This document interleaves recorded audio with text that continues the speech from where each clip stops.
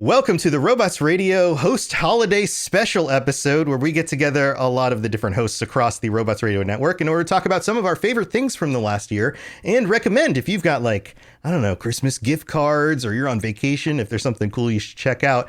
I am your host, Tom or Robots. I run the network. I also host the Fallout Lorecast, the Lord of the Rings Lorecast, and the Elder Scrolls Lorecast, so you might be familiar with some of my shows. And we have a wonderful group of different hosts from different shows this week. I'm just going to name off some names and they'll introduce more about themselves as we go. We've got Jeremy and Brendan and Sergio and Preston and Sam, and I'm just going to call them Crown and Andrew and Maverick and Wasteland Ronan. We've different people with different names. Some people use handles, some people don't. But welcome back, everybody. This is so fun every year to get together and see all of your faces, and people are listening to our voices as I'm looking at your faces. But yeah, this is a super fun time because we get to talk about all of our favorite things and share a little bit of our personalities for people to get to know us and find out what else is going on in the network. So the topic, as usual, every year is something that was a big favorite of yours from the last year. It can be a vacation, a place you went to, a book you read, a movie you saw, a game you played, something you gave a chance to that you thought wouldn't be so great, but was a big surprise. I don't know, a sandwich you ate. I don't know. But kicking us off this week is Sergio from the D&D Lorecast. Sergio, how is it going, man? Happy holidays. Happy holidays. Yeah, my name is Sergio. I am the host of the Dungeons and Dragons Lorecast. You can find us every weekend talking about D&D lore.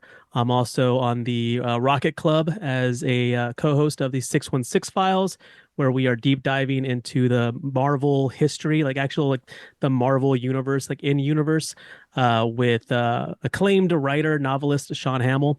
But yeah, I love getting together with the other folks from Robots Radio. It's like a little family reunion every time we do one of these. Yeah, you know what? It makes me think about when I used to work for corporate business companies, and they always have their holiday thing, and then everybody's like, crap, I got to go back to work on Saturday for our holiday party. But this is actually fun because we don't have to go to work. We can just hang out and talk about our favorite stuff. And exactly. Yeah, man. So how was your year? What did you get into this year? Year has been pretty good. Just every week in, week out, yapping about lore, doing Tales from the Tower actual plays, which is kind of ties into what my favorite thing of the year was, which isn't brand new to me specifically, but it's something that I just started up again this year, which is running an actual Dungeons and Dragons campaign. Oh, nice. Yeah. I've run them, over the course of my life, but I hadn't run one since 2018, before the pandemic. Mm-hmm. And going into 2025, I was like, I want to run a campaign. I want to run a ongoing campaign. I styled it after as a West Marches style campaign, which, if you're unfamiliar, it's a style of D&D campaign where people can drop in and out. Every session is sort of self-contained, Mm-hmm. but there's a larger overarching storyline. So folks can come in, play a session, oh, hey, I can't make it next week. That's fine. We don't have to cancel. Just I'll run the session for whoever does show up. Nice. Yeah, it keeps it going because that's always the hardest part, is corralling all the cats, Right, exactly. Yeah. And so so I started doing that at the beginning of the year, and it's been a lot of fun. And I also started running a Curse of Strahd campaign for some of my patrons on the D&D Lorecast. I just finished up our 8th session, I think, Mm-hmm. right before I got on with y'all.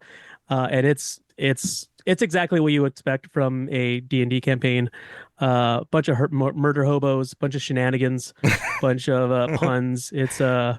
And that's been a lot of fun. And to top it all off, not only am I doing those, but somebody sent me an ad that our library, or a Facebook post that our local library had posted, and they were looking for DMs. Wow. And so I reached out to the Arlington Public Library, and I'm like, hey, I kind of know what I'm talking about when it comes to D&D, not to toot my own horn, but beep beep. I would be interested in running a campaign. And so I've run a few sessions with them. Didn't run one this weekend. It was my wedding anniversary, so congrats. Props to myself for being married, finding someone to deal with me and staying married. That's usually the harder part. Right. But no, that's been a lot of fun, just getting together, and one of them is online, 2 of them are in person. And just being able to play with these characters, because before I was just running one shots, and you just kind of do whatever you want with these characters. Like, it's whatever. Like, you're never going to play them again. It's fine, but having to deal with consequences and what you do and what you don't do further on in further sessions is always a lot of fun. So I'm just like reinvigorating my love for ongoing campaigns this past year. Nice, nice. Yeah. Do you find that getting back into it after so much time? And I have a feeling a lot of people went through the pandemic, probably had to stop getting together with their groups, Right. and have probably been in that recovery phase over the last few years of like, okay, what does normal look like again? But also, Yeah. what is it? I haven't done this in a while. What is it like to get back into a campaign? Do you find that it just fits like a glove and you're just right back into it? Or do you find that like, yeah, it just feels a little different now? I mean, I feel like it's pretty much the same. I've been supremely blessed with the West Marches campaign that I'm running. I run it at a local pub, and they were actively searching for someone to run games on their game night. Mm, And so I started running games for them middle of last year, but they were just one shots, sort of to, get people used to like, hey, there are games going to be being played here on Tuesdays. So, yeah.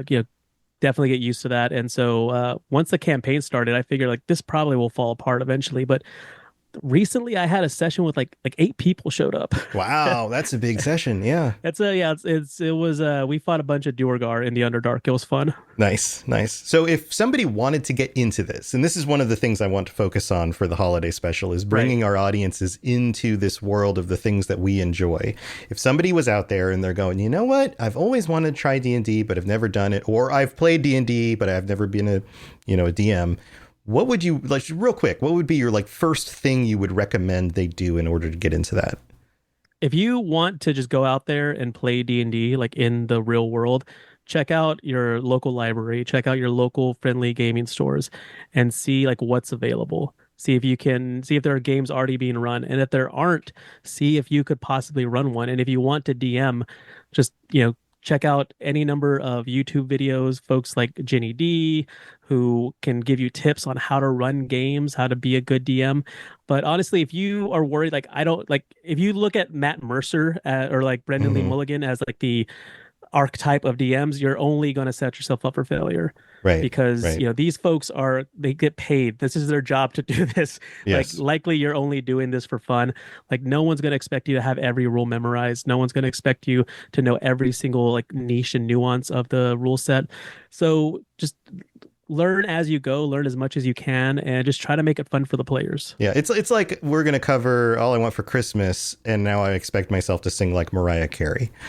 Right, And for like exactly. 99.9% of the population, that's never gonna happen. That's not going Yeah, to happen. But yeah, if you can hold to, if you can sing all, just if you know the words and yeah, make it yeah. entertaining, Even if you're an folks will okay enjoy it. singer, Yeah, yeah, it's still enjoyable. Just don't expect to become Mariah Carey, right? Like right, you just, exactly. yeah, same kind of thing. Yeah, that's some great advice. Let's open this up. Anybody else have any questions for Sergio about DMing a Dungeons and Dragons campaign for the first time in a while? I've got a question. And hey, And this is Sam. This is Sam from this the is Sam, Mass Effect Lorecast. Hey, Sam. aka N7 Legend. Sergio, you were talking about how people can find out how to be a good DM, but I have a few friends who have been DMs, and perhaps a more valuable skill set is being a good player for the DM. What is the most chaotic thing one of your players has done recently in the campaign you're running? Ooh. So chaotic. This is someone who had never played Dungeons and Dragons before. Showed up to a pub session. I run the campaign 2 to 3 weeks out of the month, and then I always have 1 month for like a one shot for like a one off. Like, I'll run like Dungeon Crawl Classics, or I'll run like Mothership, just something to sort of A palate cleanse the cleanser. yeah, exactly. Yeah. And so this guy showed up the week before we were playing DCC and never played. Asked him, "Have you played D&D before?" He's like, "No." I was like, "Okay, well, this is like D&D adjacent, so it'll be fine. You'll catch on." And so shows up the next week where I'm actually running the campaign. So again, had never played D&D before, only played one session of a tabletop role playing game. And so we're fighting in the Underdark. They're fighting Duergar. The final Duergar turns invisible, and so they can't see him. It's his turn. And I said, "What do you want to do?" And he's like, "I have this spell called Thaumaturgy. It says that I can create so it's harmless tremors in the ground. Can I cast that spell and cause like the dust of the stalactites to fall down and possibly expose the Dorgar, and I was like, "You abso-freaking-lutely, Clint. Smart, Let's yeah. go." That's a smart one. And yeah, and I'm like, I think I found the Oracle. I think I found I found Yeah. the one. Yeah, this is what you always want as a DM, is for your players to get creative with their abilities and not just do the typical thing. Yeah, that's great. And that is, and sort of like to backdoor that, like as a DM, you want to reward that. You want to, instead of saying, you know what, that's not really possible, you want to help them like, well, you could possibly do this, or you could like, I like where your head's at. You can possibly, fidget it a different way and do that. But I hardly ever like telling my players no. If I can figure out a way like logically in the rule set to make it work, or to do something like that. Or that guy was like allergic to dust, and even though you didn't help you see him, he sneezed, and now you know where he is. Like you can play off of that and be like, well, it actually did work in some way. Yeah. Right. Yeah, that's a great question. That's a lot of fun. All right. Well, we've got a lot of people to get to. Sergio, thank you for kicking this off for us. Yeah, of course. And if anybody has any questions about D&D, about the lore, about DMing, check out the D&D Lorecast. Check out Sergio. I'm sure he can get you started and give you some places to go. We're not hard to find. Yeah. And also, all of these hosts are on the Discord, on the Robots Radio Discord. They all have channels on the Discord. A lot of them have their own Discords for just their show. But if you want to get a hold of anybody or find out, or you mention somebody shows up on the show and you're like, crap, what were they a part of? Just join us on the Discord. You'll find everybody. We'll tell you exactly where to look. But who would like to go next? I see Void, another D&D show guy. Jeremy, Void, how's it going? Hello, how are we? I hear you're you're a little bit sick for the holidays, but you made it. Yeah. So congratulations. So, hi, I am Jeremy Geyser. I am the DM for Dungeons and Dipshits, a live play D&D podcast, the Faded Light campaign.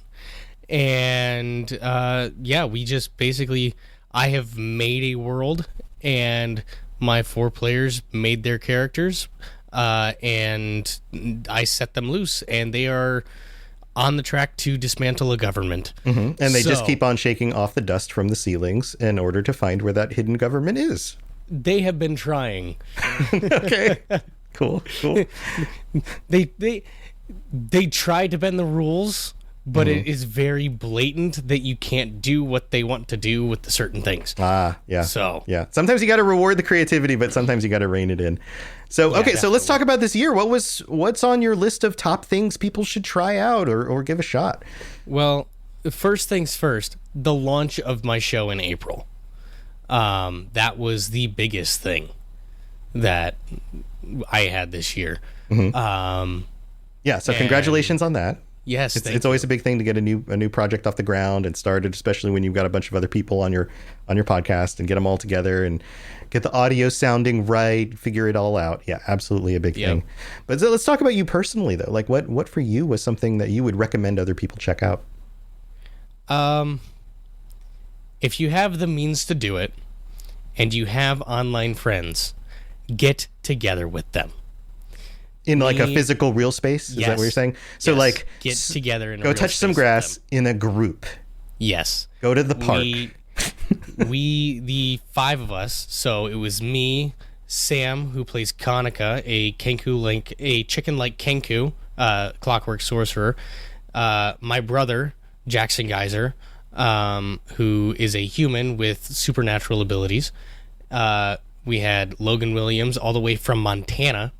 To you don't have to give away your specific location, but how far away is that from you? That is 1,800 miles. Okay, so across the country. We had to flew him here, and we had Riley Bell. All my players and me, we all got together, and we had a blast at Gen Con. Which, honestly, that right there gives away my location. So okay, well, yeah, but general area. I live in a big enough city; it doesn't matter. Sure. Okay, so Gen Con, so what you're saying is not only is Gen Con awesome, it was a great time, but having people that you've known online actually get together in a real space and do something together was totally worth it. Oh, absolutely. We all had a house to ourselves. We basically got an Airbnb together, and we were going from the Airbnb to the convention every day, and it was some of the best days that I have had in a long time, just because I got to spend it with my friends. Yeah. And we just had no limitations really on what we could do other than money. So Sure. Yeah. Right. Other real limitations, but yes, but getting together with real people in a real space. I have a feeling there's a lot of people who listen to our shows who probably, I don't know, might hear somebody like you say this and go, you know what? I need to make that a priority in 2026. yeah, I highly recommend you just get together with your online friends in an actual real space. Yeah. It is so much fun. Yeah. Was there anything that was a major surprise about that? Other than having so much fun, maybe you had more fun than you expected. So when I was at the airport at like 2 a.m, I had been there since like 12:30 because Logan said he was going to get off his plane at 1. So they didn't get in until about 2. He almost knocked me over giving me a hug. Keep in mind, I am 5'9". He is 6'2". Okay. And he bulldozed me pretty much. Nice. Well, that is a surprise. Anybody else have any questions for Jeremy about real world spaces and hanging out with people? I was just going to say that I actually had something similar. I had a buddy of mine that it started as a listener of the show, but we became friends. He's like, hey, I want to fly down and hang out with you. Is there a convention soon? And I was like, actually, yeah, the North Texas RPG Con is like in 2 weeks. And I flew down, we hung out, played games, threw some math rocks. It was a blast. That's awesome. Yeah, I think it's one of those things. I think we're going to see more and more of this as time moves on. The internet has changed the world. There's a lot of other things that are changing the world. And I think we have, as people have grown up with the internet being the norm, and I mean, I've got kids. Some of you guys have kids, but like kids going through school today or living through the pandemic changes the way that we interact, and we're still seeing the effects of that. And I think that there's a lot of mental health stuff about like, no man, actually get out in the world, see real people, spend some time with some real people. You'll benefit from that. So I think that's actually a very wise thing to recommend, but also totally makes sense, Jeremy. So yes, as somebody who sits in my basement all day, yes, I highly recommend go get some vitamin D and touch grass. Yeah. Awesome. Well, that's a great recommendation. Check out Dungeons and Dipshits if you want a fun, irreverent time. Is that fair to say? Yeah, the intro to it is Dungeons and Dipshits is a sailor mouth whatever, like very adult content. Right. So just, I mean, you can probably tell by the name, but be aware. But yeah, Jeremy, thanks for joining us. Let's move. Thank you. We got to keep this going. Who else has something? Ben, I saw Ben's hand. We'll go Ben, and then we'll go Preston after that. Ben, it's been a while, man. How you been? It's been good. I do way too much. Mm-hmm. Yeah. So just remind people yes. real quick of your entire list of shows that you do. Yeah, so I am Brandon, or also known as Ben of Temeria.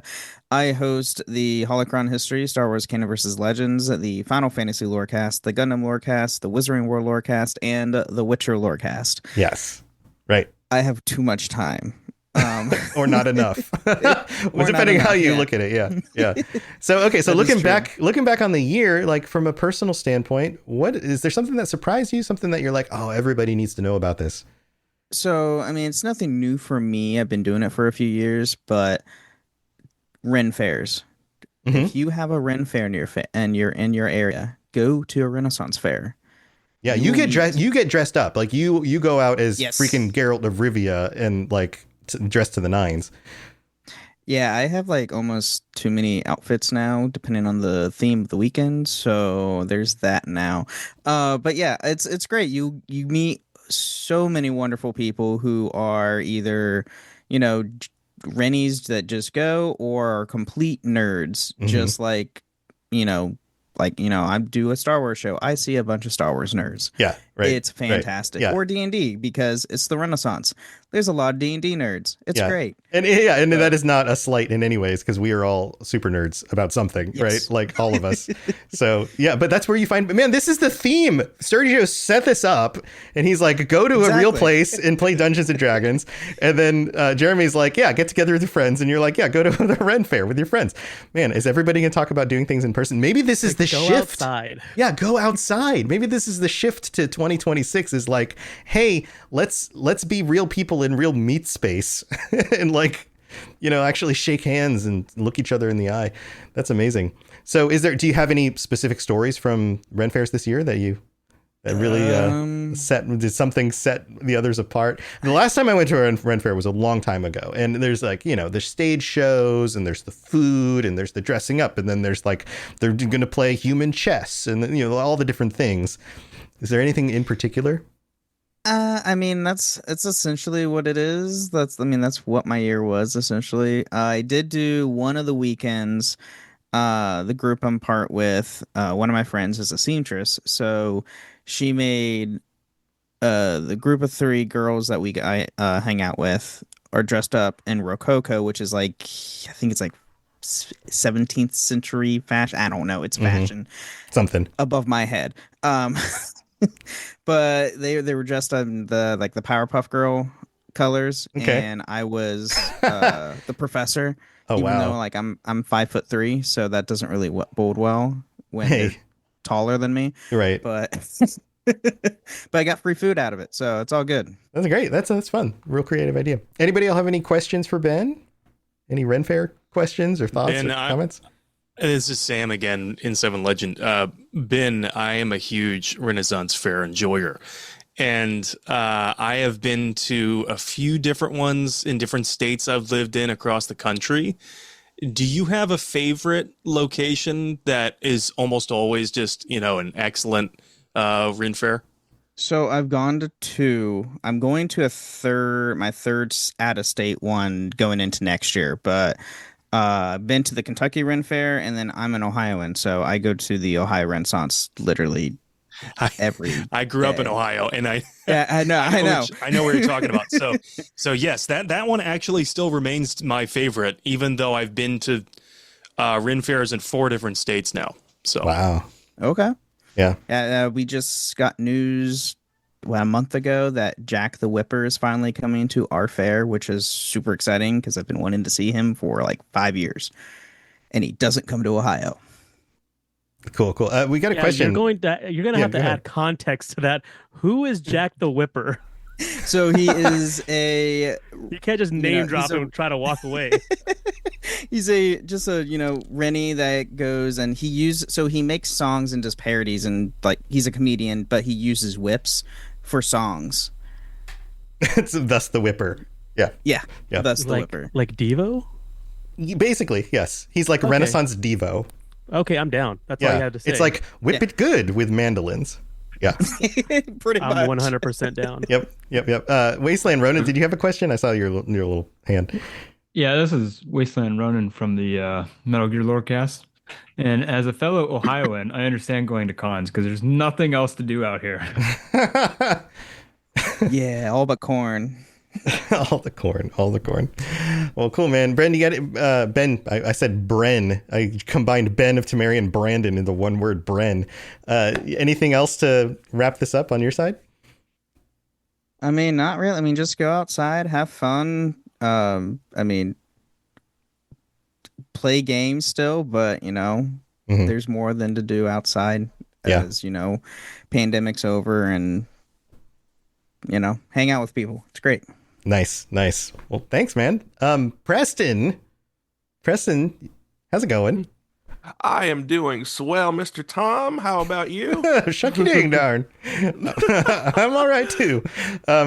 Remind people about you and what you do, and then we'll talk about your favorite thing this year. I am Preston Hardin, also known as DJ Atomic Wolf in some circles. I am the creator and showrunner of True Vault Escapades, a Fallout audio drama, which is quite literally what it says. It's a Fallout audio drama, but it's a show designed like a 1940s radio show, but it's in Fallout New Vegas, and it turns 10 next year. Wow, so 10 years. I'm pretty excited for that, setting up some cast interviews and stuff like that. But other than that, I also have BioShock the Midnight series, kind of a slightly underrated drama I've put together, which, if you like BioShock, it would help if they released another BioShock game one of these years, and then people would I'm waiting. Start searching again for BioShock stuff. Yeah, hopefully someday. But hey, what was your year like, and what did you enjoy that you would recommend other people check out? The year was amazing. It was full of writing and planning and promotion and stuff like that. But the highlight was definitely, speaking of real space interactions, Good Springs 2025. I have never been to the Fallout fan celebration before, Hmm. and I've been asked to come there and for years now. And I'm not the most social person. I can mask it pretty well, but the fact that I had to drive all the way over to Nevada and make this happen, I was like, no, I got to do it this time. How And long I of a had trip? the How long time of a trip my was life. that? That's like 20 hours about. Oof, I'm from oof. Texas, so. yeah, yeah. Oh man, you're driving through like the west side of Texas too. Oh, Yeah, oh yeah, getting out of Texas is the worst part. oh man, yeah, that takes everything else is forever. Drive. Holy, Yeah, and I'm still trying to get over my fear of flying. That could have just cut it in half. But that aside, I absolutely love that I did it. It was the best. I met folks like Maverick. I met a lot of fans in real life. I got to do a panel with our fellow network host Lawrence McNamara from Yeah. the Modus Files. I Right. never did a panel before, so for this to be my first con, anything like that, any sort of real space nerd interaction thing, this was amazing. I absolutely loved it, and I highly recommend people go. Even if you're not a Fallout fan, it's just a really good vibe over there. yeah, yeah. I didn't make it out this year, and it's one of those things that always pops up on my list, and I'm like, I don't know if I can make it work. But I did see all the pictures, and it did look like it was a blast. That was great. It was Yeah. absolutely great. Yeah. Let's open it up. Anybody have questions for Preston? Guys, I'm sorry, just to jump in here. Yeah, go Maverick. This is Go ahead. Maverick. I host the Fallout Roundtable. Of course, I met Preston at the Good Springs. In Good Springs, we had some great conversations. It's not really a question, you know. Just I wanted had to fun. chime in. Yeah, Yeah. you were there too. That's Yeah, it was awesome. great. Yeah, That's awesome. yeah, I was there. Very cool. Okay. All right. Thanks, Maverick. Andrew, Yes, Maverick was awesome. Andrew's got a question. Hey y'all, can everyone hear me? Yeah, man. Cool. Preston, I love True Vault Escapades. Super Thank cool you. podcast. How'd you get the idea for it? I'd love to hear a little about that. It was all kind of like a weird segue. So Fallout introduced me to the media of old. So like the music obviously is a huge part of Fallout, but it was also Herbert Daring Dashwood from Fallout 3, my first Fallout, which was just these tiny radio plays. And then I started to listen to actual radio plays. I listened to one called Nick Carter, Master Detective. It ran for a very long time, but people forgot about it. I listened to it religiously, and then I one day listened in health class all the way back in high school, a 40s radio station that played a song, which I own the record of, and it reminded me of a radio intro, like a radio intro to a radio show. It was just so big band era, you know? And I was like, I gotta make a Fallout show, and that's how it started. So I used things like Silver Shroud, Nick Carter, Dragnet, etc., to just culminate this one show. And it was a brainchild in 2014, and it saw its first premiere in 2016. And yeah, so next year, 10 years old. Wow. Wow. Yeah, Cool. Congrats. Yeah. thank you for listening. Yeah, you do a great job channeling all the, those vintage vibes into the show. So very, very cool stuff. Thank you. All right. Well, we got to keep it moving. Preston, any final thoughts? Oh, yes. I met Laura Kane, the voice of Trudy and Red Lucy from Fallout New Vegas, and Nice. I am not being paid, but she has this book. I haven't read a book in quite a bit, and I got it signed from her. It's called Twin Lakes. That's also a big highlight of the year, picking up a book after God knows how many years, and it's a sci-fi murder mystery, kind of a Stranger Things aspect. Highly recommend that. But yeah, Very cool. that's my Repeat other the name thing. again, so people. It's called Twin Lakes. It's Twin her Lakes. first of a chronological series, I think, and it's Okay. really good. Very cool. Very cool. Ben, did you want to chime in? I saw your hand. Yeah, just with because this was the Good Springs one, not the fan. Was this the fan This- community event that they Yeah, did? this Or was, Yes. this the second one? Yeah, Yes. Good Springs Okay. fan celebration. Right. Okay. Yeah, this is the Because I know Las Vegas they one. just announced the West Virginia, right? West Virginia one, Yeah. which is near my neck of the woods. And I was like, Yep. I Yep. could actually drive to this one. Yeah. Yeah. There's going to be 2 a year. There's going to be one in Las Vegas and then one in West Virginia. So you can kind of, depending on which one you're closer to, you can kind of pick your trip. So very cool. Well, thanks, Preston. No problem. All right. Who would like to go next? I see Sam. Sam's hand. Hey, so yeah, we've been talking a lot about real space stuff, and I'm gonna take it back into like super nerdydom. So, Do it. Knock it out. Let's do it. I've been spending a lot of time inside, as one does when you become a parent. I became a father this year, but that allowed me to try out some new video games. And I saw this one game that kind of looked cool, but I typically stay away from dark fantasy RPGs. Like, if it's too dark, if it's too horrific, it's just not really my cup of tea. That kind of pushed me away from like Elden Ring. But Tainted Grail: The Fall of Avalon is incredible. I've heard a lot about it, and I've amazing. almost picked it up. It is very much an Elder Scrolls like. I think you could probably say, right? Definitely. I tried the demo, but that's as far as I got. It pulls a lot of lore from Eastern European folklore. So, like, if you liked The Witcher, you will probably like The Fall of Avalon.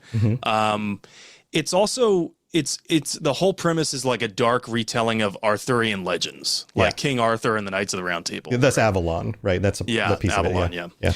Yeah. And for me, I think King Arthur is cool, but if I'm just being honest, I don't know anything at all about Arthurian legends. Right. I just like the vibe and the aesthetic is cool. So I went into that knowing nothing. And even so, it's a great game because not only does it reward the kind of exploration that will have you looking behind every staircase, every nook and cranny, where it's not just cool loot and unique items with unique art with those items that you'll find, but it's really hilarious quests as well. Like, for example, I just did this quest yesterday where I'm walking through a town and this lady comes up and approaches me and asks me to help her find her husband. I'm like, okay, this sounds like a run-of-the-mill quest, right? Yeah. But it's not, because apparently she had been feeling like her husband was drifting out of love with her. And so she had heard tales of a witch in the fields and that she'd have to go meet that witch at midnight and that the witch would always grant one wish. So she told the witch that she wished her husband would be happy with her again. Okay. And the witch gave her a potion, and the potion turned him into a pig. This is straight out of like Grimm's fairy tales, like the original ones or something. Yeah. So he becomes a pig, and the witch's justification when you meet her is that, well, he's as happy as a pig in mud. There you go. He's happy again. I did it. And you can talk to him, which is hilarious because he's like doing these pig grunts in like the voice actor is doing pig grunts in between the lines, and it's so well done. And he still talks even though he's a pig. That's a great. Well, the witch will like cast a spell basically so you can converse with him, Right. because it turns out he went to go live with the witch and he's happy there. And he's actually happier. He's happier as a pig. He does not want you to turn him back. So it becomes, is it even ethical to turn this guy back into a human against his will? Right. It's also you're right. It's very witchery. There's a lot of quests in Witcher games that are kind of like that too. Yeah. And there's multiple branching ways that quest can end. Ultimately, the quest doesn't really matter. You can skip over it. But effectively, if you want to be chaotic, you can tell the witch that I want them to be together again, and the witch will say, okay, fine, well, just convince the wife to wear this bracelet, and she'll become a pig too. Right. Nothing ever goes back the way you expect it. Yeah. Yeah. That's great. So, yeah, then you have to deceive her. But anyway, yeah, it's a great game. Very much enjoying it. I saw you had it on your wish list, Tom. Yes. So yeah. definitely suggest it. I tried the demo a while ago. It released. It was still kind of in. I mean, it was an official release, but I heard that it was still a little buggy. And by the third act, the game kind of needs a little bit more work. And so I've been holding off because my thing is, if I buy it, I will play through the parts that I can play through now, and then they will update it. And then I won't go back and play the updated stuff because I'll be on to whatever the next thing is. So I'm kind of just waiting for the right moment to jump in. But I know that they announced some other big updates, like I think just like the last week or two. So it might be about time. Yeah, they just put out a free DLC yesterday. Yeah. And so it might be time to jump in for me. But I saw Wasteland Ronin had a question for you. What do you want to know? Yeah, so who inherits the property after they become a pig? Because isn't it technically they're out of their ownership of the land? So if they both become pigs, then it's just a free property. That's So true. Yeah. That it's funny you should bring that up because there's a different quest in which you can basically arrange things so that you have a family leave and then you just take their home. Like Nice. so you can play it like that if you want. That's how I got my home. squatters' rights. I'm kidding. I didn't actually get my home that way. Yeah, that's hilarious. Yeah, a little bit of old school like Morrowind's imminent domain action. Yeah, I've heard there's a lot of influence from, and it does feel like the kind of game that's a little bit more old school Bethesda, but also, a little bit Witcher, a little bit other stuff. Any other questions for Sam? Anybody else have any questions about this or has tried it? So for Sam, this is Crown, by the way, from the 10th Divine podcast. And for Sam, my question is, would you recommend becoming a parent? It's so funny because when I was reading the topic, right, like of what's something that you've done or happened to you and you've enjoyed, I was like, oh, well, I got to talk about having, a child, like my first child. And then I read the next part, which was, and something that you'd recommend for others to do. So I don't know. That's a yes and a no. Yeah. Only do it if you're ready. If you're absolutely ready, because even if you're 150% ready, there's going to be moments after you have that child where you're like, I don't know if I was ready. Yeah, I don't think anyone is ever ready. And No, yeah, exactly. yeah. As a father of 4 Mm. with like a 10-year age gap in some of that space. Oof. Yeah. You're never really ready. Nope. There's always a curveball. Nope. Yeah, I think it's there's the lots of rewards from it too. single most life-changing event. Like I've lost jobs, I've lost family members, I've gained things, I've gotten married, I've had kids. I think having a child is about the most life-changing thing you could possibly do. Without hyperbole, the day my son was born, the moment he was born, happiest moment of my life. Yeah. It's so And euphoric. and some of that stuff, it will never compare. And then you'll see old pictures pop up on your phone or whatever, and you'd be like, oh my God, I can't believe it's been so long. Yeah, it's crazy. It's time for that spring reset. I'm taking a look at everything in my closet and figuring out that, oh no, this absolutely needs to go. And it's about time I replace things so that my clothes aren't older than my 15-year-old. Now you might think that they lasted that long because they were well made, but no, they're in terrible condition. Unlike the new jeans I just got from Quince. Jeans have always been my personal go-to because you can kind of wear them for lots of different things, but maybe they're not your thing. Maybe you're looking for, 100% European linen with insanely soft flow knit activewear fabric. It's definitely getting warmer, and their flow knit activewear is moisture wicking, anti-odor, and soft enough that you'll actually want to wear it every day. So pick out what you want. You can't go wrong because they have prices 50 to 60% less than similar brands. And like I said before, they are high quality. I continue to wear their clothes all the time, and I know that these new jeans are going to last me a lot better than the other things in my wardrobe. And on top of it, they look great. They're so comfortable. And I spent just as much on the jeans that I am now cleaning out of my wardrobe. So if you're looking for something better, just all around better, go check out Quince. So go do it right now. Refresh your wardrobe with Quince. Go to quince.com/falloutlore for free shipping and 365-day returns. Now available in Canada too. Go to quince.com/falloutlore for free shipping and 365-day returns. Quince.com/falloutlore. Well, Sam, any last thoughts or anything else you want to share? Yeah, I saw Tainted Grail Fall of Avalon on sale for I want to say 40% off or something like that on Steam. So I think it's only $20 right now, something like that. Yeah. Anyway, go try it out if you're curious about it. If you like first-person open-world RPGs, just go try it out. I think you'll very much enjoy it. Awesome. Yeah, maybe I'll have to pick it up for the holidays. Be looking at that right now. Yeah. So. Yeah, a lot of people have been talking about it, and man, there was all sorts of buzz with the Game Awards where I don't know if you guys watch certain subreddits, but the Elder Scrolls subreddits were like, are they going to announce the release date for Elder Scrolls 6? And of course they got themselves all worked up, and it didn't happen, of course. And so there are a lot of people who are just ready for another Elder Scrolls game. So yeah. They'll never announce it. It's never coming. I think it'll come. I think we're still 2 years off, would be my guess. But Lotus and I did an episode about that recently.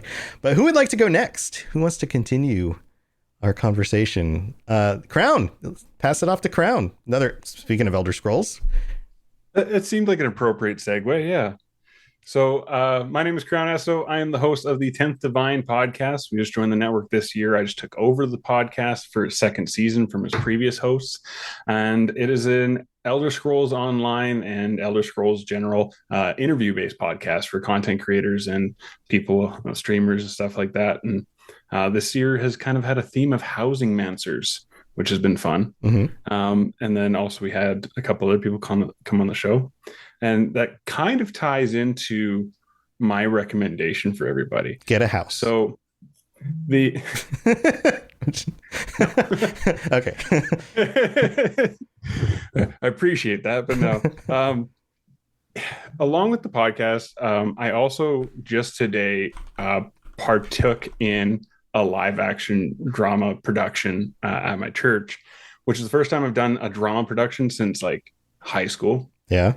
And so my overarching theme is, or recommendation, I guess, is if you're looking for something new to do, maybe dial it back and look at what you used to do. Because I used to have a different podcast and it ran its course and I hadn't done podcasting in a while. And it's been really great getting back into the saddle for doing the 10th Divine. And then also this drama production that we threw together in 3 weeks, which was hectic, was also really fun, just like reconnecting with this thing that I used to do in my childhood and early adolescence. And so that would be my recommendation for people is if you're looking for something new, maybe you just have to look back at what you've done before. Yeah. Revive those things. Yeah, that's a great recommendation. I think that as you get older, that becomes kind of a natural thing to do, but sometimes people don't even think of it as doing it. I can I don't know what's the right word, coincide with your opinion on this, whatever the better term for that is. For example, a few years ago, I got back into writing and recording my own music, and I did a ton of that through my teens and 20s, and then didn't anymore. I had to get a real job because I didn't get a record deal and all that. But like falling back into something that you enjoyed in your past and rediscovering it is a great thing to do. I mean, the chances are you're still going to enjoy it, right? Like, it's like you liked it before, you're probably going to like it again. And I think that part of this is the, kind of what Sam was talking about. Like, you get married, you grow up, you have kids, you get a job, other things become responsibilities. And then we just kind of retreat into the easy stuff. And we sit on a couch in the evenings and we watch a show, or we play the same game that we've played for, the last 10 years because it's comfortable. And that's fine. There's nothing wrong with that. But it also doesn't bring you that same kind of like discovery of yourself, maybe? Do you think maybe? Yeah. Is that a good way to say it? Yeah. So here, let's open it up. Anybody have questions for Crown and getting back into that kind of, so this was like a stage play thing you were doing? Yeah, it was, we did our own interpretation of the Three Wise Men. Right. For the Christmas stuff. Wise guys. Yeah. And it was great in like just every aspect of it. And like, I barely got the mascara off my face before we recorded, and like maybe scratched my eye trying to. Oh but gosh, it was great. Yeah, stage makeup and all that. Yeah. Anybody have questions or any other similar experiences of getting back into like acting and that kind of sort of thing? Nobody has any questions. Brown, what was Sam. your favorite production that you've ever done or participated in? I think it's actually going to be this one. Like, we had some pretty cool setups in drama class and stuff in high school, but the fact that we slapped this together in 3 weeks with like full microphones and everything, it was so cool. And also I got to share this with my kids, so they got to see me doing this. My oldest got to be a stagehand today. Oh, that's fun. And doing our scene changes and stuff for us. And he rocked it. He got to practice one run through last night, and then we went live with it today. And he absolutely just killed it. So that was awesome to see too. Nice. Well, congratulations. That sounds like a blast. It was. All right. Any last thoughts, Crown? No, just, Merry Christmas, Happy Holidays, everybody. And enjoy the show. Awesome. All right. Who would like to go next? We've got a few people left. Let's see. We've got Maverick and Wasteland Ronin and Andrew. I guess I'll go next. Yeah, Maverick, go ahead. Okay, so hello guys. My name is Maverick Stone. My real name is Jared Bush. I host the Fallout Roundtable with 3 other people, maybe 4. Yeah. Well, with you know how yeah. this stuff goes. But yeah, here, it's a discussion-based podcast. you get it. You guys talk about Fallout stuff, and you get together and you come up with fun topics. Yeah. Yeah.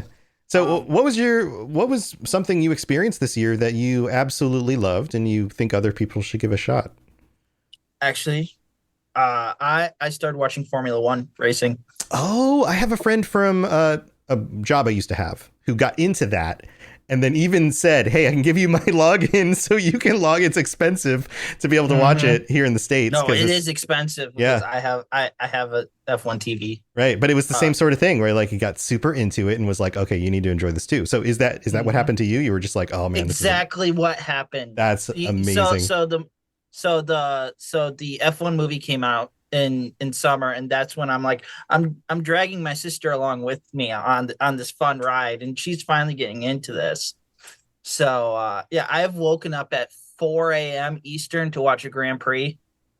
Yeah, because it's like the middle of the night of the world. Yeah. Yeah, I would recommend it to everybody. Yeah, some of these races may be a little dull, but that's just how the track is. Okay. Right. Well, I've heard that a lot of the excitement is in the understanding of how the different drivers and teams have to jockey for position between races.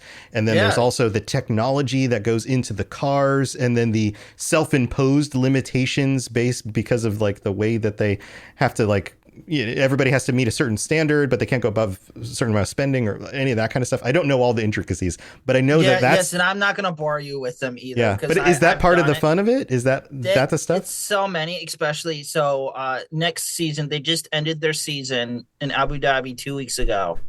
So, and next year, they're rolling out a new set of FAA regulations where it'll change everything completely. Yeah. With the car is supposed to be smaller. Like I said, I'm not going to bore you with the intricacies since there's so many. But that's the draw, right? Like that's like getting into the minutia of it. Yeah. Yeah, like this season, it was a 3-way battle for the drivers' championship all the way to the end. Like in Las Vegas Grand Prix happened the week after the Fallout New Vegas celebration. My hotel was between turns 4 and 5. Oh wow! On the track. I have a ton of pictures. If any, so you got to see it in person? I got to see the track. I didn't. You got to see the track. Race. Okay, you were. It wasn't at the event. Wasn't there also? Okay, got it. The event was not there. It was the week after. So I watched it on TV, and I'm pointing out to my family. That's like, there's our hotel as they're going around the corner. Yeah, there it is again. I have pictures right there. That's awesome. That's so cool. I used to work in a like high-rise building in a downtown area, and the year that I was working there, they had a race. It wasn't F1, but it was a street race where they closed down the downtown roads, but those drivers were still going like 80, 90 miles an hour on roads that you're supposed to drive 25 or 30. And we got to stand outside the fences, and the cars would come directly at us and then turn like 90 degrees, like brake and turn like 4 feet away from us on the other side of the fence. And it was ridiculous. It was amazing. I think Andrew has a question. Andrew, what do you want to know? Yeah, I was going to add, I've also started watching. I only have time to catch the highlights of F1, but it's so cool. And maybe Maverick, you'll know the answer to this. But one question I've had is with the tracks, like, are they there all the time, or are they actually closing down streets and roads in some of these places? And like, I'm just so fascinated how they create the tracks, how this works. I think it's some of both, right? Is that right, Maverick? Yeah. Okay. So some of them, like Las Vegas, for example, is a street course. So yeah, they'll set up the course like weeks ahead, but they won't shut down any of the roads until like the week of the race. Right. And then they put up a bunch of like temporary fences and barricades, and then they pull them all back off. Yeah. It'll take weeks after the fact. Traffic was horrible while we were there trying to get to Good Springs. Mm-hmm. But at the same time, it was so much fun. Bro. Yeah. Is it like so loud Like if you just live in the area of a track. Oh yeah. When those Oh, cars yeah, are driving by, absolutely. absolutely, yes. I'm Yes. assuming Austin, Texas is where Circuit of the Americas is. The United States Grand Prix is there. That's a dedicated track. Yeah, Yeah. Right. When I worked in the office building, they were having the race out. They're seriously 1 block away from my building. I was up on like the 24th floor or something, but we could just hear the like the whole time. It's like, and then you go down there and it's just like a whole thing. Yeah, absolutely. Jeremy, do you have a question? I have input for this. Okay, cool. So I'm going to dox myself a little, but it's a big city. I live in the city of Indianapolis. My grandparents live here too. They live. Are they known for like driving or race cars in Indiana? That sounds a little familiar. Indianapolis. If you ever watched the movie about the snail that inhales nitrous oxide and just becomes a race car. Oh yeah, I forgot about that. It's called Turbo. That's actually based in Indianapolis. So. Indianapolis. Sounds familiar. We for those who don't know, the Indy 500 is here. Right. IndyCar, the IndyCar series, and everything like that. We have a NASCAR race, the Brickyard 400, but. My grandparents live less than 10 miles away from the track. You can hear the cars, and it's just a constant drone during race day and all of the days leading up to it because those cars are so loud. Yeah. Well, there you go. So, a good reason to get into cars to blow out your hearing.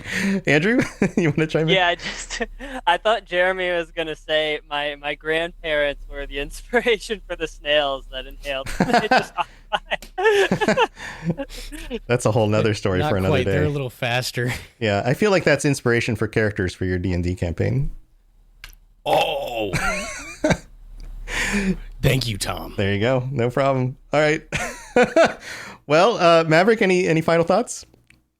So for people that can't see, I am wearing a Mercedes AMG Patronus F1 shirt. I would like to say if you are going to go into this, be sure to have self-control when you're buying the merchandise. It is expensive. Very expensive. Sounds like an easy way to blow a lot of money. Yeah. Yes. I have blown almost $1,200 already. Wow. A lot. Wow. A lot of money. Well, you're a super fan. This is now your thing. Maybe that's the Yeah. next podcast you start. Is like an F1 podcast. I've thought about it. You're talking to people who, make podcasts for nerdy things. Nerdy Yeah, things. ask Ben how much money. money. Ask Ben how much money he's put into costumes for Ren fairs. Yeah. Yeah. But besides that, no. Actually, if you can't make all the races or like watch them, don't worry about it. There's a ton of stuff on YouTube. Go through their YouTube channel and everything. Cool. Good tips. It's a ton of fun. Yeah. It sounds really cool to get deep into. So thanks for sharing that. All right, Andrew, I think you were hands up on the next. Do you want to go next? Sure. Yeah, introduce yourself. A lot of people. This is your first time here. People may not know who you are. Thank you. My name is Andrew, host of the Intergalactic Heretic Prophet podcast and Ghost of Tsushima Yote podcast as well. Yeah, I'll just say one thing as background. So I became a parent about 3 years ago, and in the midst of parenthood, I didn't have much time for much else. And I was just finding myself a little disconnected. I told all this to Tom when we first talked. I was finding myself a little disconnected just from my childhood growing up interests, Mass Effect, Fallout, music, all these things. So I started looking up podcasts. I found the Mass Effect Lorecast, I found Fallout Lorecast, I found D&D, I found all these things.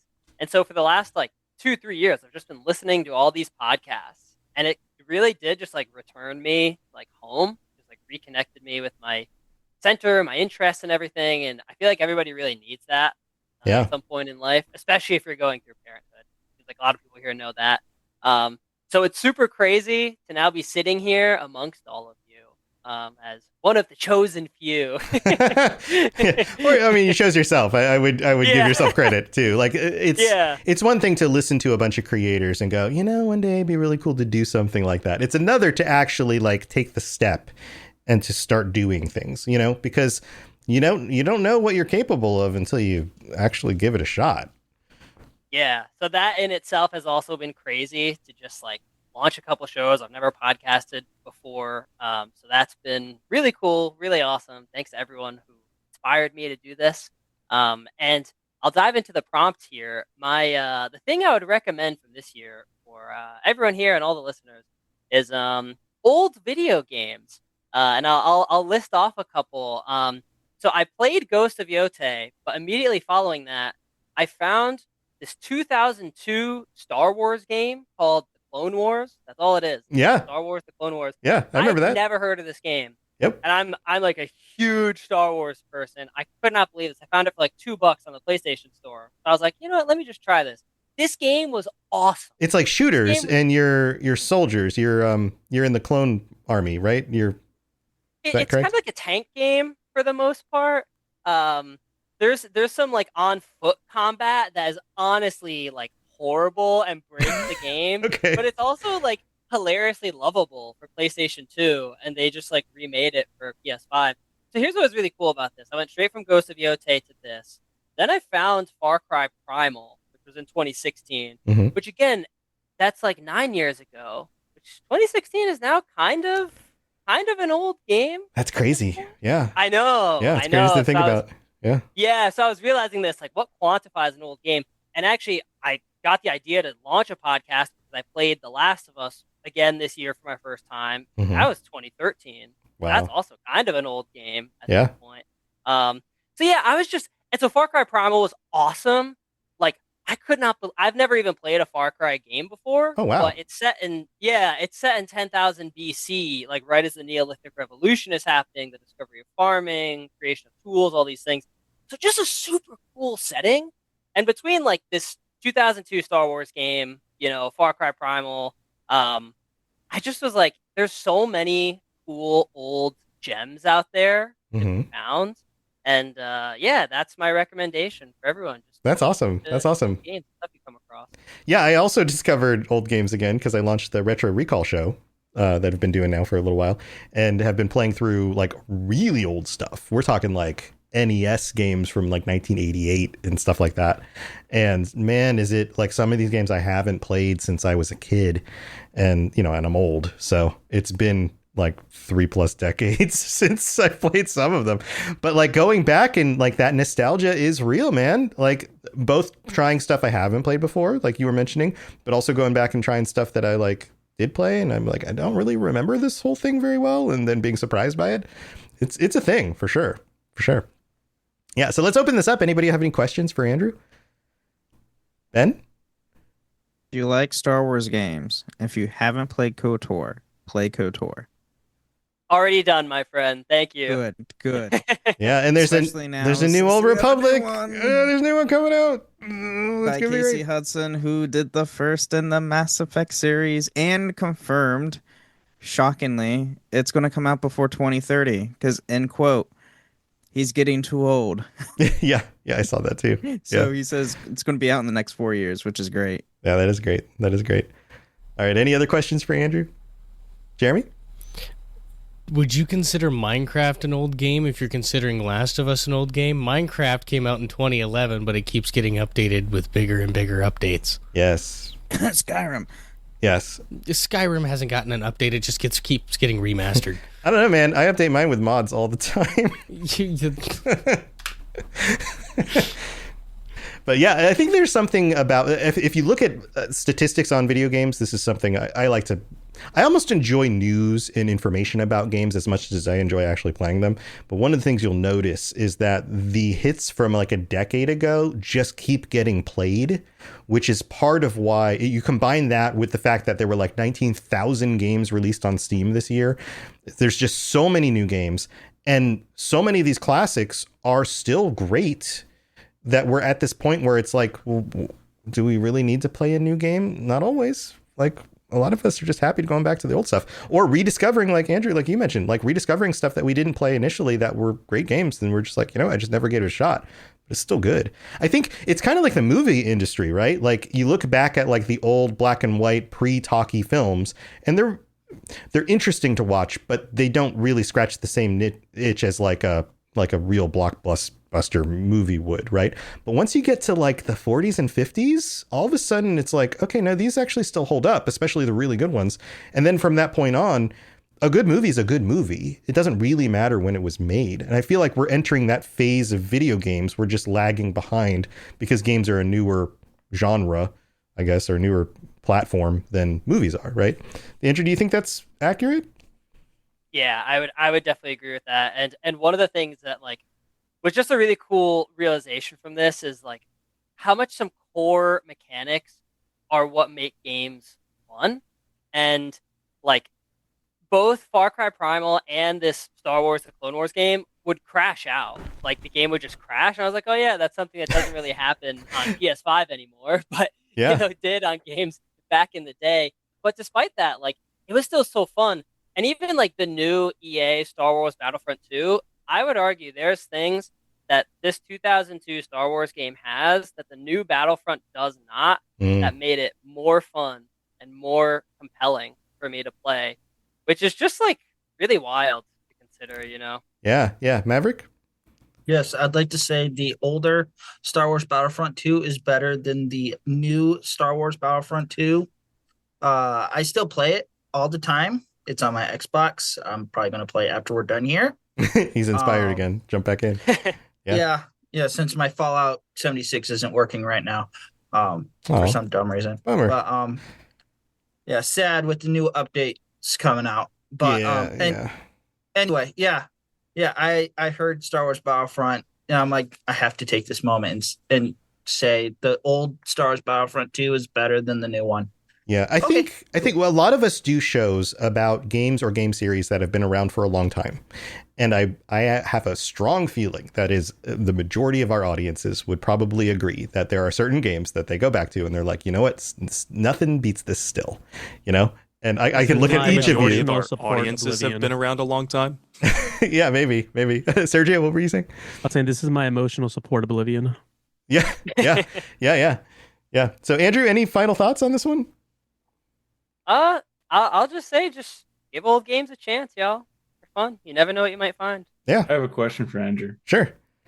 What's the next old game on your radar? What's the next thing you're going to aim for? Actually, like 2 nights ago, I started the 1997 Turok, like original one. Oh man. And, yeah, and I only ever played the like 2009 Turok on Xbox 360 when I was a kid, and that game was awesome. So again, I just saw it for $2 on the PlayStation Store. I was like, all right, I'll try this out. And I mean, don't get me wrong, like it's slow. There's things about it where like sometimes they don't always age well, but I still find it like so fun to play and to see like this is where Turok started. And there's obviously a new Turok game that is like maybe releasing in 2026. So just like really cool to get that piece of history as well and ground yourself in the context of like this is the whole franchise that started as like an arcade type of game and then grew over the course, and now we get to live in 2026 with like, you know, PS5 and get the coolest graphics, and it's just cool to like see that journey. Yeah, that journey from, you know, Turok being all of 16 polygons fighting dinosaurs into somebody who actually looks like a real person. Yeah, that's great. Those games that's are great. all I got. Thanks, Tom. Thanks, Andrew. Thanks for chiming in with all of that. I think we're down to me and Wasteland Ronan, I think, are the last two. Ronan? Yeah, I can jump in here. Yeah, jump in. So I'm Wasteland Ronan. I run the Metal Gear Lorecast, and might have heard me on the Fallout patron chats a while ago. This year, I'm going to touch on a little bit of a podcasting and in-person nerd stuff. Okay. So this year, I launched my Metal Gear Lorecast, which was pretty sweet to finally get that going. I know that's an old community I'm trying to tap into. Yeah, like many of our shows, it's a series that's been around for a long time. Yeah. I've been playing that since it was like PS2. So I've been playing that since I was 6. I figured it was a good time to start my own podcast on that. But the other thing is we started a Fallout RPG style podcast, which I won't dive too much into it because it's not ready for release, but we're working on that in the background. And then coming next year, I'm starting a BattleTech Lorecast, if anyone knows what that is.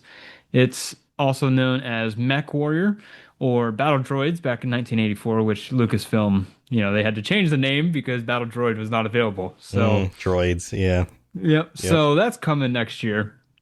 But for in person, I recommend, well, first off, as somebody that has spent way too much in miniature models, if you want to get into D&D or some type of tabletop game, I would inform you to like ease into it because it can get expensive real fast. Um, but yeah, D&D, we just started one of those, like an actual in-person game, and that was really cool.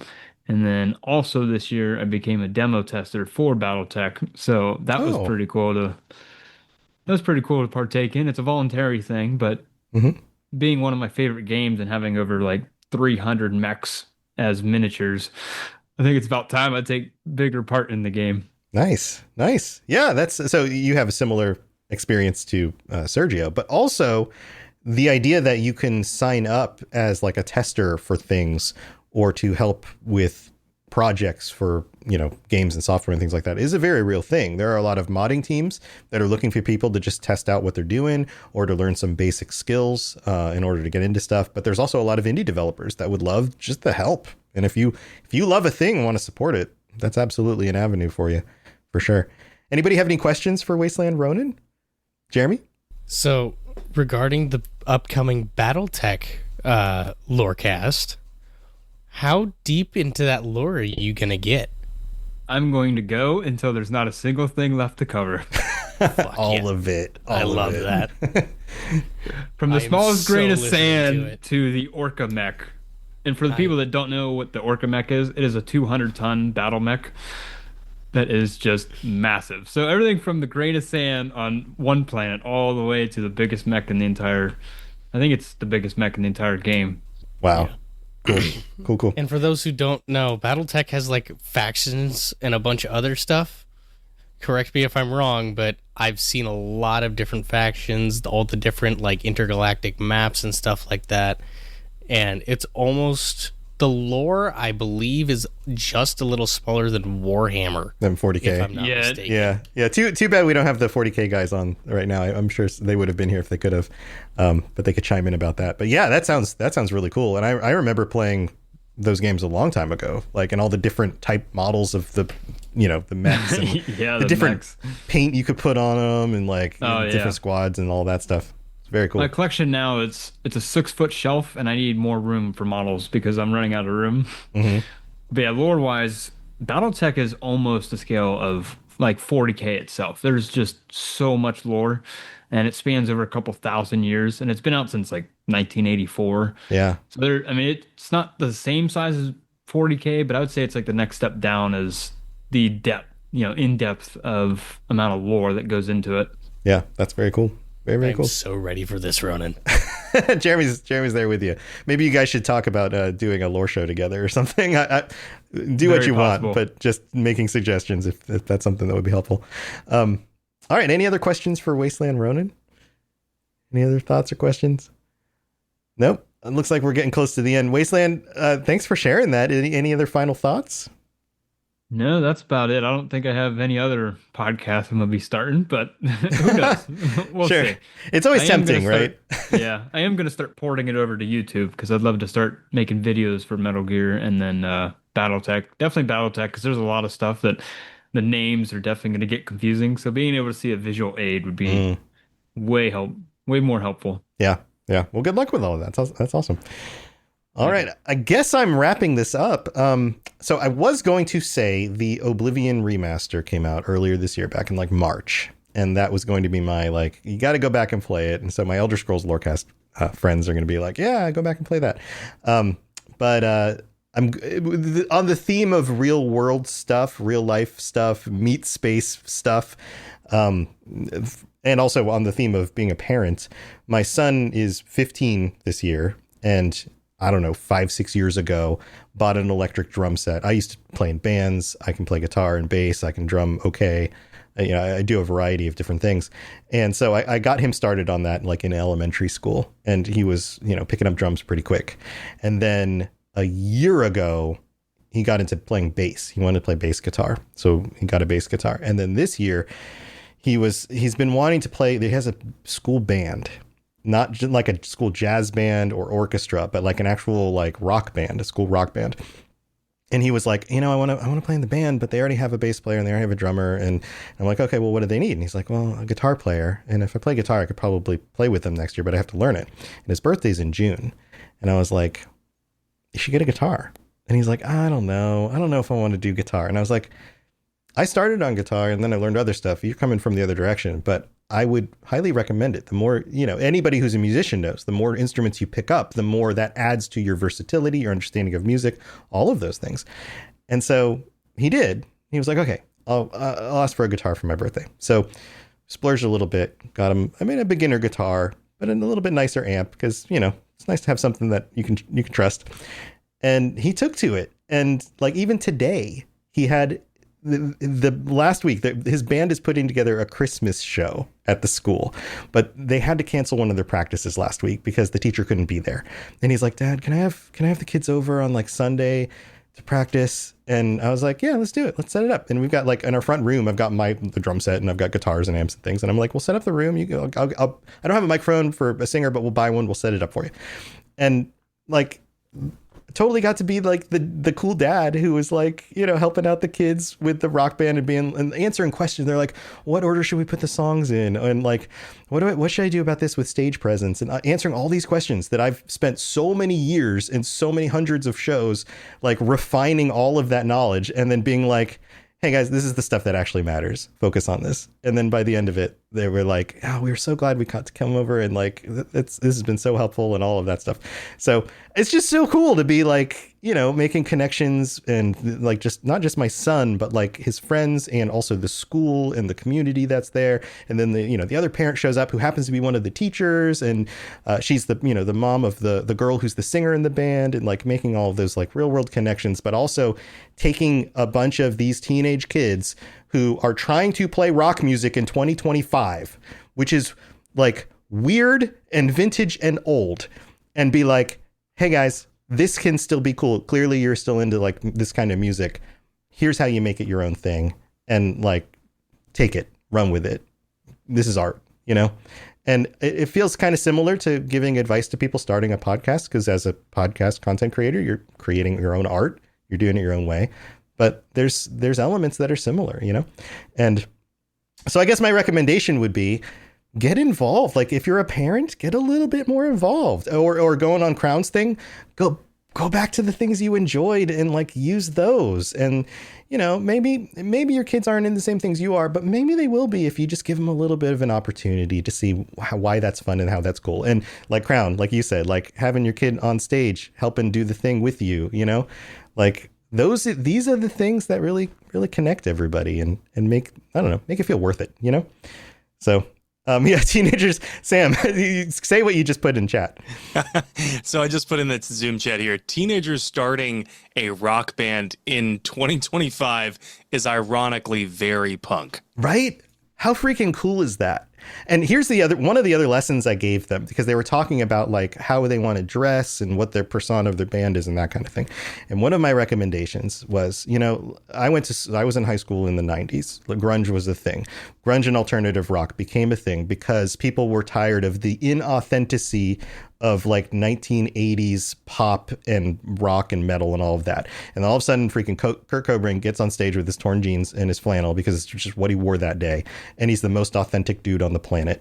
And I'm like, what does the world need now more than authenticity? In a world full of AI slop and all sorts of garbage and the internet, what's the best thing you can possibly do when you get on stage? And I was like, just be authentic and own it.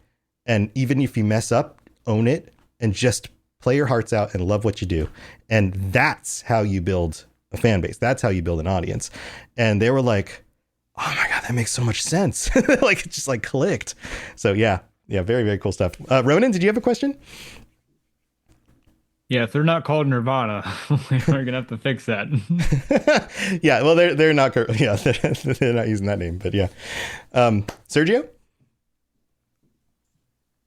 Yeah, I was gonna say, growing up sort of with the ADHD / autistic brain / hyper fixated brain. I think that's like all of us, right? Yeah. Right. Yeah. And so like, I love the things that I loved. Like I knew all the facts about every GI Joe character. I knew like way more about Thundercats than anyone probably should have. And so I always thought like, hey, like when I become a parent, I'm gonna be the coolest freaking parent because all the dumb stuff that they're gonna be into, like I probably won't be into it, but I'll understand. And if they say like, oh, well, I need this chase variant of this figure, I'm like, I know exactly what that means. Like some other normie parent will be like, oh, you like Spider-Man? Here's a Spider-Man act. Like, no, they're Right. looking for the black symbiote variant from Spider-Man 3. Right. That's what they want. And so, and I was right. Like all the crazy stuff that my kids are into nowadays, I can, like, I hear it and I'm like, it doesn't make any sense to me, but I understand the information enough. You get the why. Well, yeah, exactly. Yeah. I get the why, not Right. the like, The what? The what? That comes down to the details, and once you dive enough deep in there, you get the what. But you understand the why, Right. why they care about the what. Exactly. Yeah. And so yeah, it's been awesome. That's awesome. That's a great story. Ben? What's up, Ben's hand? Yeah, I was just gonna comment, like, your son learning guitar, going from bass and drums. Just commenting on that, like, get out of your comfort zone. Try something that you never thought you would, enjoy, but you turn out to enjoy. I did that last year when I got into acting and doing voice acting, like, or even just podcasting. Like, do something outside of your comfort zone and grow with it, and you will see how much joy it brings to your life. Right. Yeah. You don't really grow unless you're uncomfortable. I think it's one of those like timeless things, right? Like you got to get a little uncomfortable to grow. Yeah. Yeah. Maverick, did you want to chime in? Yeah, I'd also like to comment. So I am on the spectrum. I have been diagnosed and everything. So I had to have my parents help me a lot when I was younger, pushing me out of my comfort zone, which in turn, in high school with football, I also played the bass. Mhm. But I played the upright bass, the big Oh, nice. upright bass. Yeah. I actually have. Yeah, I've tried those before, it's fun. Yeah, I played that. I wore the suit and tie orchestra. I know a lot about that. So I'm like, that's right up my alley too. Holy you crap, value the fact that your parents pushed you into things that you otherwise wouldn't have tried. Exactly. Yeah. So there are some things I'm like, no, I'm never trying that. But in other ways, like football, sure, a lot of sports. I was in weightlifting for a little bit. Mm-hmm. And just some of that just went away as I grew older, did coping mechanisms, Sure. I mean, our interests change, up. but like it's that experience of having done the thing that you kind of carry with you, right? Exactly. Yeah. And so, I just was like, people should play more bass. Okay. Learn to have a strong back to carry that instrument wherever you go. Right. And join a swing jazz trio or an orchestra. Like, why not? Exactly. Or a rockabilly band. Sure. Why not? Right. I have played in a college symphony orchestra one time as the only bass there because the other one was sick. That was fun, but at the same time, it was scary. Yeah, but you grow because of it. Yeah, absolutely. Yeah, exactly. Absolutely. Yeah. So I think that's like to kind of wrap up my stuff. Try something new, but also if you are a parent, don't be afraid to just suggest stuff. And your kids aren't always going to jump on it. In fact, they might look at you super skeptically and tell you you're an idiot because why would I ever want to do that? But if you put enough stuff out there, it's like a platter of food at a party, right? You put enough stuff out on the table and somebody might go, oh, I haven't tried one of those before. And they'll just pick it up, just make them aware that you will support them and that, you're there to help out. In fact, right before we started the show, we were coming home, we went out and got dinner. We were coming home and playing songs in the car. And there's a song on my son's playlist that is a band that I've loved in the past. And we got home and he pulls out his guitar and he starts trying to figure out the riff. And I was like, here, man, this is how it goes. I just sat down and showed it to him. I mean, that's how it is. Yeah. You listen, you just like that sounds cool. How do you play that? Right. He started playing it and he's like, I think it's over here. Is this the first note? And I'm like, yeah, here, it works like this. And then I was like, okay, let's plug it in and turn it up because that's when you really get the feel for like the way the distortion plays with the drop D tuning or whatever, and he's like, okay, cool. So yeah. So there you go. Those are our tips. And everybody, thank you so much for taking the time to get together, and happy holidays to everyone. Let's go back through and remind people about your name, what shows you're on, and then one final message to them, and just like one sentence closing message that you would give everybody for their holidays. And I'm going to go back through on the screen the way everybody's in order. So we'll start with Jeremy. Jeremy, thanks for joining us. Thank you. Hi, my name is Jeremy Geyser. I am the DM for Dungeons and Dipshits, a live play D&D podcast. This is just outros. Like, you can find me on the Discord. Yeah, everybody knows where you can find everybody. Okay. So just give them the closing message. Just like, what is your final message? It could be like happy holidays. It could be a final tip about something. One thing you want to leave them with. Go out and do things. Go do things. Like, get out of your room. Yeah. Quit being a recluse. I've learned that the hard way. Yep. Good one, Jeremy. All right, Ben. Yeah, you can. I'm Brandon, or also known as Ben of Temeria. You can find me on the plethora of shows that I host: Holocron History, Star Wars Canon vs. Legends, the Final Fantasy Lorecast, the Gundam Lorecast, the Wizarding World Lorecast, and the Witcher Lorecast. As far as final message, I mean, just do something that you would normally not do, and roll with it. And roll with it. Yeah, good one, Sergio. Hey, my name is Sergio, the host of the Dungeons and Dragons Lorecast, the co-host of the 616 Files. And to end off 2025, going into 2026, I would implore everyone listening to dare greatly, to try the new thing, even if it means failing. Like, all of my regrets in life, aren't from, I did that thing and I didn't do well. They're all, I didn't even try that thing. Yeah. I wish I had tried the thing. Right. So. Right.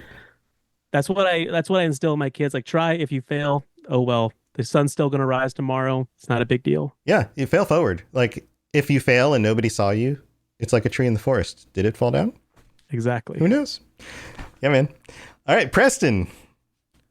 Howdy, I am Preston, or DJ Atomic Wolf, and I am the creator of True Vault Escapades, a Fallout audio drama, and my 2 cents would be, stop dipping your toe in the pool and just jump in. And that goes with a lot of things. Especially pools. Especially pools. Just take the leap. I mean, especially if it's been bugging you for a really long time, that's more than enough of a sign that you need to give it a go. So, yeah, that's my little parting message with everyone. Nice. Every time you say your DJ name, it reminds me of, and I'm DJ Atomica from Burnout Paradise.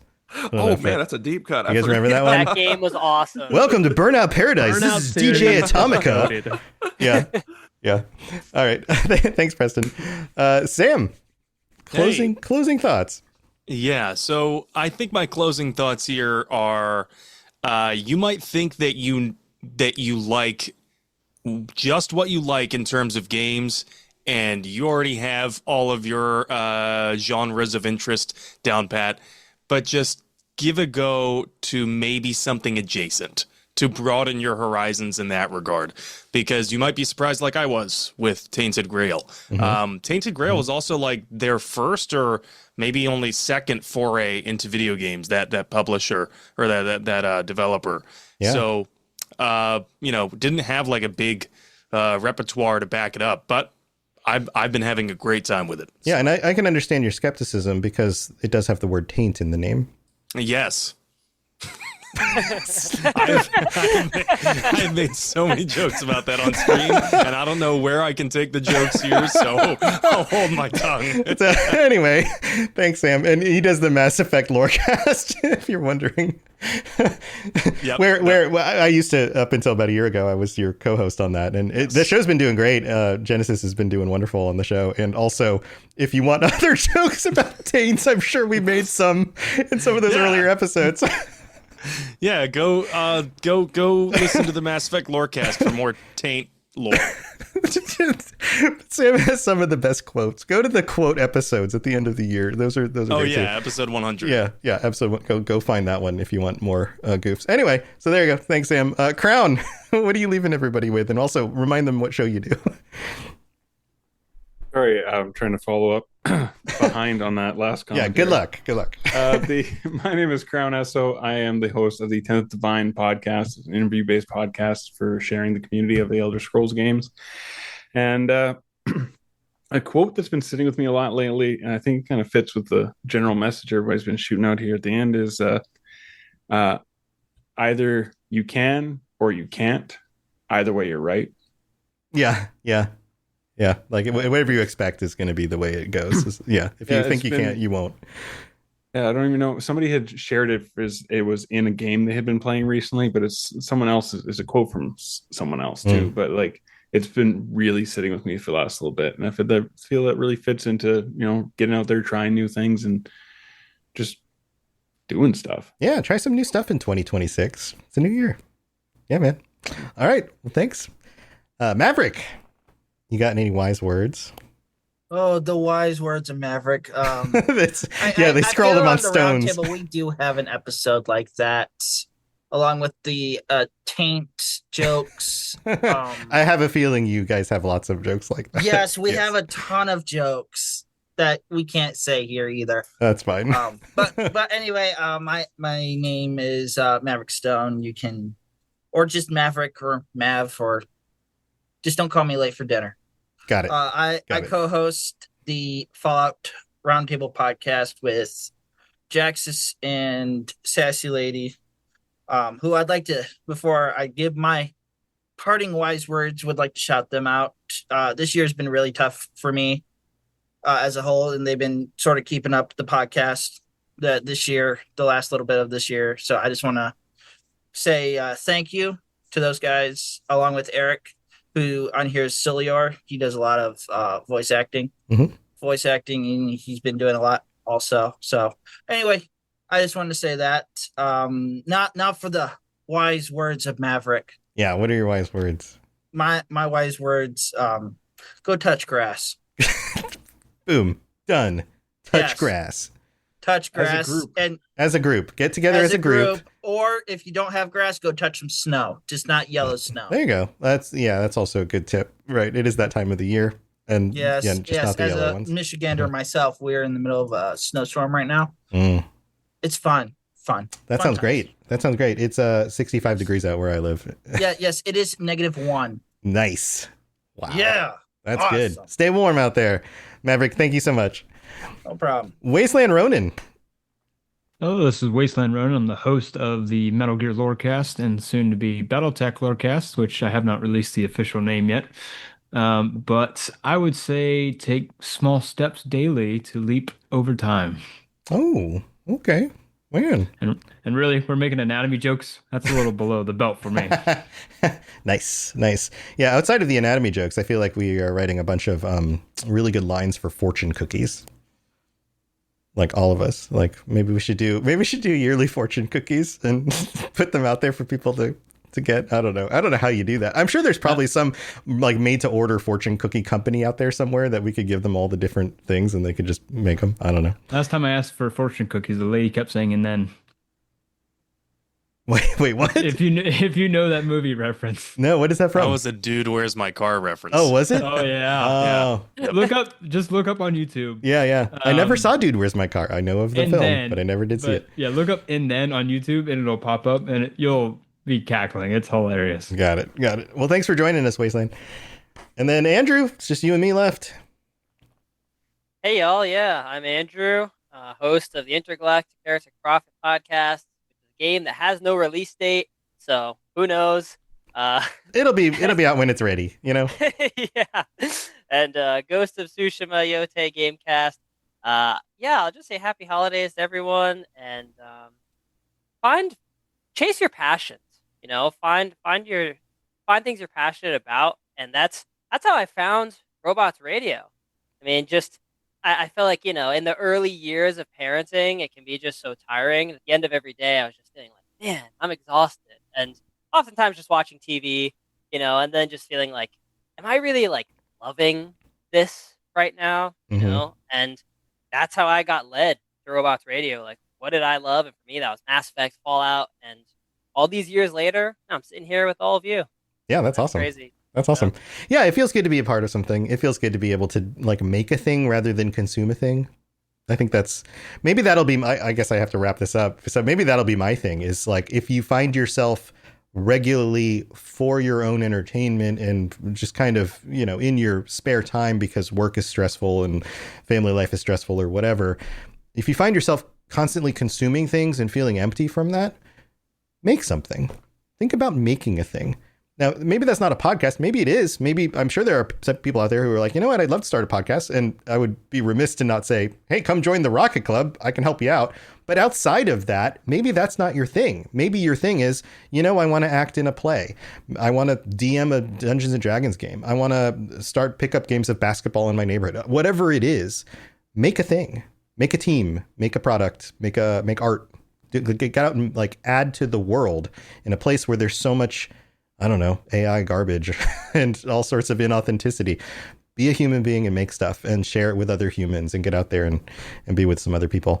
Ronan, did you have one more thing you want to chime in with? Yeah, and for those people that, they don't want to make their own podcast, if they don't want to do that or whatever, they can always support their podcast, write into your podcast or even send in a single question because someone else out there might have the same question you do. And just by that quick little snippet, you could change like the entire way people think about the game or maybe like, add more information to it. So yeah, there's so many ways to support your podcast that you like.